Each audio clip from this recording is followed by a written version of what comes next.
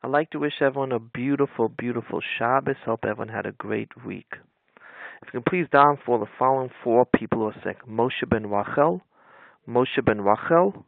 Miriam Chaya bat Sarah, Miriam Chaya bat Sarah, and just two more names: Moshe Yehuda ben Rachel Miriam. He's a 9-year-old kid, I think, in Borough Park. Moshe Yehuda ben Rachel Miriam. Unfortunately, he's unconscious. And Fumit Rachel bas Miriam. Fumit Rachel bas Miriam. Fumis Rachel bas Miriam. Fumit Rachel bas Miriam. She's 4 years old. So this week's Parsha as usual, has a lot of beautiful thoughts. So we know that Sari Main, who passed away when she was 127 years old. And if you look at Rashi compares her 7 to 20, 20 to 100, compares all the years together. And Rashi had Kulam Shavim Latova. Everything, all was good. So Azusha asked an obvious question. You can't tell me everything was for good. She had, he saw her, she had challenges. Don't forget she didn't have Yitzchak, her first kid, until she was 90. She was captured by Paro. You know what I'm saying? You can't tell me everything was for good. She had her challenges in life, So Zusha said, no, Kula Shem Tova, being that she believed in Hashem, Sarah Imenu believed in Hashem with a full heart, with a belief shalem. She said, yes, everything is for the good. Everything is Gam Zula Tova. Everything is for my best. If this was meant to be, then it's for my best. It's for my best if this is meant to be. I can't have complaints. It's all for my best. And it reminds me of a story which we all know. In the early 1990s, Nachshon Waxman was an Israeli soldier captured by Arabs. And I still remember it was on Erev Shabbos when his mother went on national TV in America and asked every Jewish lady to light an extra Shabbos candle for merit that her son be found. And I think there was 50,000, all types of Jews, all types of Yidden, 50,000 of them showed up to the Kotel to daven for his safety, his security, and that he should be rescued. Friday night, I think the Israeli soldiers stormed the house where he was being captured, where he was being held, and Nachshon Waxman was killed. I don't know, was killed during the rescue, or by did the Arabs kill him then, or the Arabs killed him earlier. That I don't fully remember, but he was killed by the Arabs. And someone came to Mrs. Waxman and said, I don't understand. 50,000 Jews gathered at the Kotel to daven for your son, and Jews around the world were davening for him, including even some non-Jews. Even non-Jews were. So how come he wasn't saved? And she said back, sometimes Hashem says no. Sometimes Hashem says no, and what she's doing is practicing what Salomenu did. Everything is for the best. Everything is Gamzu L'Toiva. Even if we don't understand it, if it's from Hashem, it's for the best, which we know everything is from Hashem. Hakol B'dei Shemayim. The Bikuei Aviv said another beautiful word. It says Levekusei. By Avin was crying, and if you look at the word crying, the chaf is small. It's a small chaf when Avin was crying. So why is the chaf small? So the pshat is that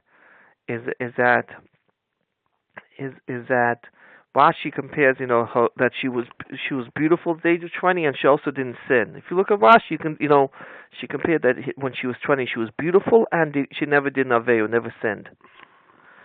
So the Bikui Avi said that shot why the chaf is small. He was just crying over the fact that he lost his tzaddikus, that he lost Solomon, who never sinned in his life. He didn't care about the bigger chaf that she was physically pretty, which she was, but all he cared about Avinu was that she never sinned. Avinu was fully spiritual, and that's why he cried. That's why he was crying. Then the Keflayim Toshvia, by Baruch Newman, the Rabbi Young Israel Spring Valley, quoted the Sefer Keflayim Toshia.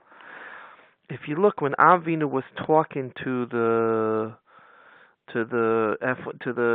people to buy Maros Machpelah, he says, I'll give you money, but I'll give Kesed Malay Yitnuli B'tochechem. Kesed Malay Yitnuli B'tochechem. So I mean, they're giving him money. What do you mean Yitnuli? So the Keflayim Toshia or Toshvia, I'm not sure, or Toshvia, By Baruch Newman quoted this word. Said what Avinu was doing. He was praising the people because he wanted to get Mara Samachpela. So he said, "Yes, I'm giving you money, but Yitnu li betochem. But really, you giving me Mara Samachpela. Well, how are you giving me Mara Samachpela if I'm paying for it? How's Avinu saying to the Ephron Achiti and his people? How's he saying to them that you really giving me Mara Samachpela if he's paying for it? Because it's betochechem. It's among you. If it's among you, then it must be an incredible, important land, and you can say that maybe Avinu say I didn't even pay him enough to have a Mara Samachpela, to have a piece of property among you, betochechem. The money I paid is not even enough. Yitnu li, you're giving it to me. That's pshat. Then the Yismach Moshe said another beautiful word. Yismach Moshe said that there's halacha you see in Krishma v'nasate esa b'sadcha livantecha v'chalta v'savalta, that when you have food and you have an animal and you own an animal, you give your animal first and then you eat. First the animal gets fed and then you eat. But we see by Rivka Imenu, she first gave water to Eliezer, and only then should he give it to his camels. Why did he give it first to Eliezer and then give it to the camels? So Magen Avraham says that this halacha doesn't apply to water. That's one pshat. The Yismach Moshe had a different pshat.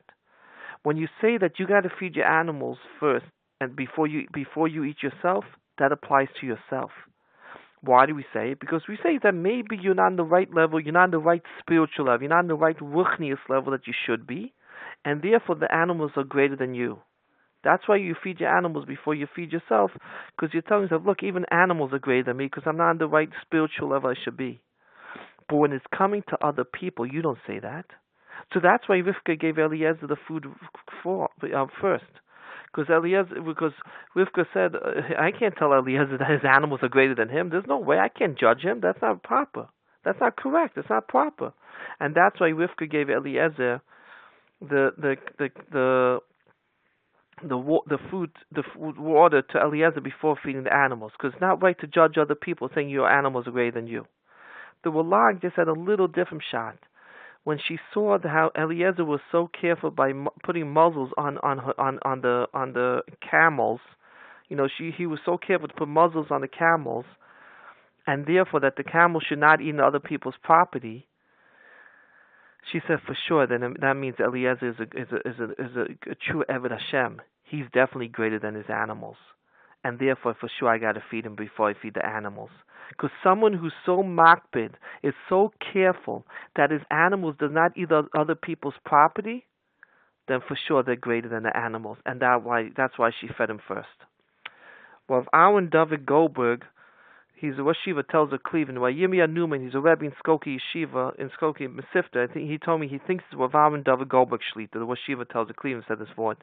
If you notice in the Psukim, Eliezer did not give Rivka the jewelry right away, even after she gave food and water to Eliezer and the camels. Why not? Because Pshat is, because Eliezer was waiting to see whether Rivka is going to charge him money. But after Rivka gave, drink and all that to Eliezer and the camels, if you look carefully at Psukim, Eliezer did not give the jewelry right away to Rivka. Why not? Because Eliezer waited a couple of minutes to see if Rivka is going to charge him for the water. If Rivka is going to charge him for what she gave them, gave him and his animals. Eliezer was waiting to see whether Rivka is going to charge him for what she gave him and his animals. When Eliezer saw that she wasn't charging him, he goes, "Wow, she's a true Baal Chesed. She's the correct wife for Yitzchak Avinu." And one last word, Rav Moshe Shor from Lakewood said, Ephron Achiti said, "Lo Adonenu ki," and I'll give you the land. That's what Ephron Achiti said. So Moshe Shor from Lakewood asked question, I mean, Lo Adonenu ki? They say Adonenu Kain. It was like Lo Adonenu Kain. It should have said Adonenu, my master, Adonenu Kain. I'll for sure give you the land. What do you mean Lo? So Moshe Shor said, showing how Ephron Achiti was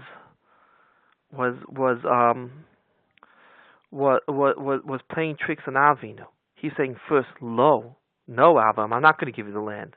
And then the second day he said, Adonenu Cain, yeah, for sure I'll give you the land. But Ephraim he said first, no, Lo Adonenu, no, I'm not going to give you the land. And I guess you want to say, according to Moshe Shor's vort, he waited like a couple of seconds or half a minute to put Avinu in pain that he wasn't going to be able to buy the graveyard he wants for his sorry menu. And back to the vort that the Valak said, with Eliezer, getting because he muzzled the animals. She obviously knew it came from Avinu, but she was saying is someone connected to Avinu, someone who has the animals muzzled must be a great man, and for sure he's greater than the camels. I'll leave you off with one beautiful halacha. Well, Yaakov F. Smith said this. He gives shir in Borough Park every Sunday. He was talking about borrowing items. So let's just say I go to my friend Ruvain. I go, Ruvain, can I borrow an umbrella? And he gives me an umbrella. And I go in a normal rainstorm, and the umbrella gets destroyed because there's a little wind and it ruins the umbrella. Am I chayiv to pay? So if Yaakov F. Smith creating on other basing on mefashim, he said no. Because when you borrow an umbrella, it's supposed to be used in a normal rainstorm. So if it gets destroyed, I'm not chayiv to pay. I'm not obligated. I don't have to pay. It'd be nice for me to pay if I want, but I don't have to pay. Of course, it'd be always nice to pay, but you don't have to. You're totally mutter not to pay.